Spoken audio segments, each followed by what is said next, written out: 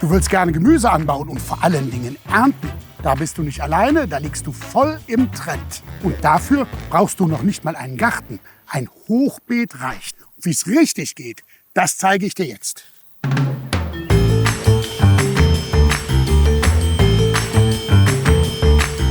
Mai, Juni ist eine super Pflanzzeit, um sein Hochbeet zu bestücken. Die Gartencenter sind voll mit Saatgut und Jungpflanzen. Zum Beispiel diese kleinen Pflänzchen hier, einfache Gurken, Tomaten oder Paprika, kosten 1 Euro, 1,50 Euro. Oder solche Pflanzschalen wie der Lolo Rosso hier, etwa 2 Euro für 10 Pflänzchen.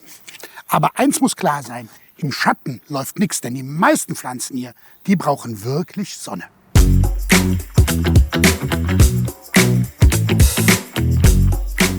Dieses Hochbeet hier, das ist ja schon befüllt.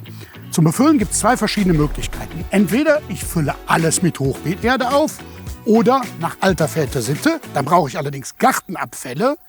Nämlich, wir fangen an mit einem Gewebe unten rein, das kann Draht sein, damit die Wühlmäuse nicht durchkommen. Vorsicht, enge Maschenweite wählen. Und ich war natürlich schlau und habe gleich mal einen Schlauch hier reingelegt. Daran kommt später die automatische Bewässerung. Dann kommt Gestrüpp, unreifer Kompost, reifer Kompost und obendrauf, dann kommt erst die Hochbeeterde. Durch den Kompost und das Gestrüpp entsteht Wärme bei der Verrottung und ich habe noch sowas wie eine Fußbodenheizung.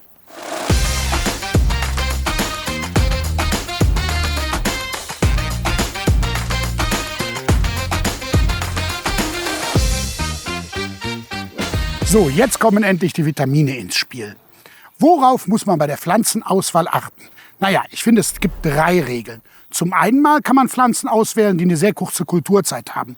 Zum Beispiel den Salat. Die wenig Platz brauchen, wie Radieschen, oder eine lange Erntezeit haben. Zum Beispiel Tomaten oder Paprika.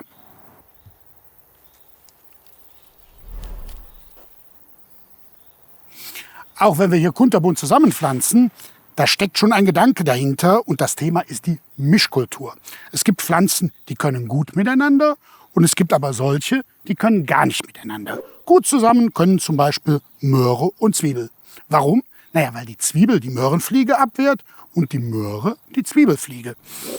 Oder aber Bohne und Bohnenkraut. Schlechte Nachbarn wären zum Beispiel die Tomate und die Kartoffel, weil die sind eng verwandt, das sind beides Nachtschattengewächse und bekommen die gleichen Krankheiten, nämlich die Kraut- und Braunfäule. Und wenn man die nebeneinander pflanzt, kann man davon ausgehen, dass die Tomaten braun werden und das Kartoffelkraut fault.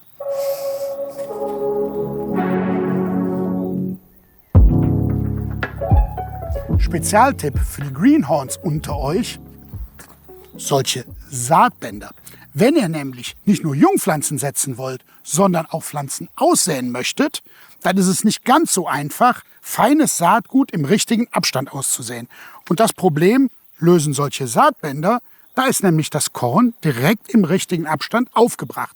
Ihr müsst also nicht warten, bis das Saatgut aufgegangen ist und dann die einzelnen Samenkörner oder Pflänzchen dazwischen wieder rausholen, sondern ihr habt direkt den richtigen Abstand.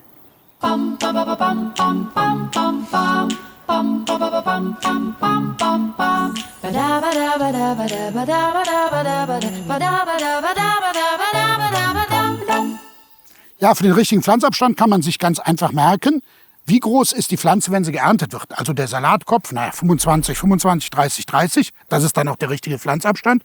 So ein Kohlrabi, 25 cm, also auch das, der richtige Pflanzabstand. Muss man nicht alles auswendig lernen.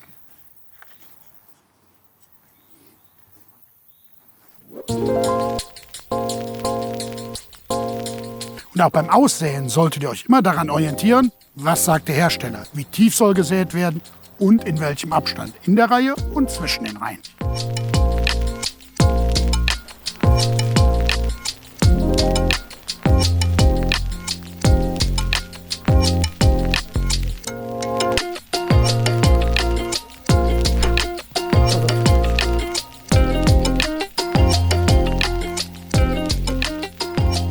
So, das Beet ist bestückt und ich habe mich nicht einmal beim Bepflanzen gebückt. So ein Hochbeet ist nämlich rückenschonend.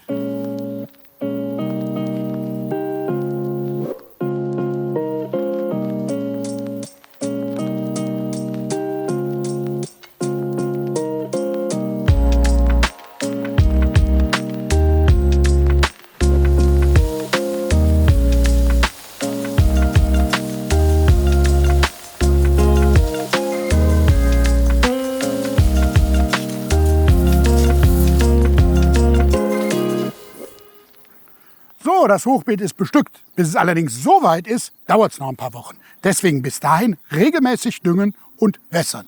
Und dann geht's vielleicht an deine erste eigene Ernte. Guten Appetit!